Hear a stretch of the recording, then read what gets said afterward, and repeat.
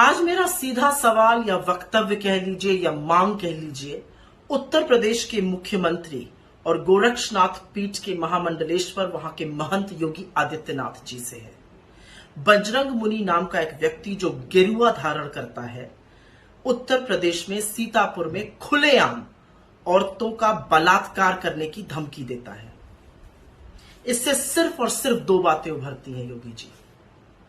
गेरुआ वस्त्र धारण करके उसने हमारे सनातन धर्म का अपमान किया है इस व्यभिचारी बात को करके, और देश के सबसे बड़े सूबे के मुख्यमंत्री का भी अपमान किया है आपकी कानून व्यवस्था को दरकिनार करके सरेआम रेप की धमकी देकर।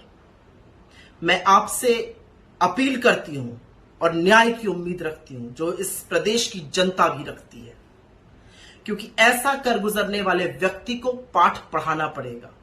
सुनने में आ रहा है कि अब हाथ पैर जोड़कर माफी मांग रहा है माताओं और बहनों से, लेकिन आपको एक एग्जाम्पल सेट करना है, एक उदाहरण बनाना है कि अगली बार कोई सिरफिरा आकर वैमनस्य और उन्माद फैलाते वक्त सावधान रहे और खास तौर से औरतों की अस्मिता के बारे में इस तरह से बात ना करें। मैं आशा करती हूं कि आप खुद गेरुआ वस्त्र धारण करते हैं तो गेरुआ वस्त्र की गरिमा को, सनातन धर्म की गरिमा को समझिएगा और सूबे के कानून व्यवस्था को ध्यान में रखकर कड़ी कार्रवाई, कड़ी सजा दीजिएगा इस व्यक्ति को।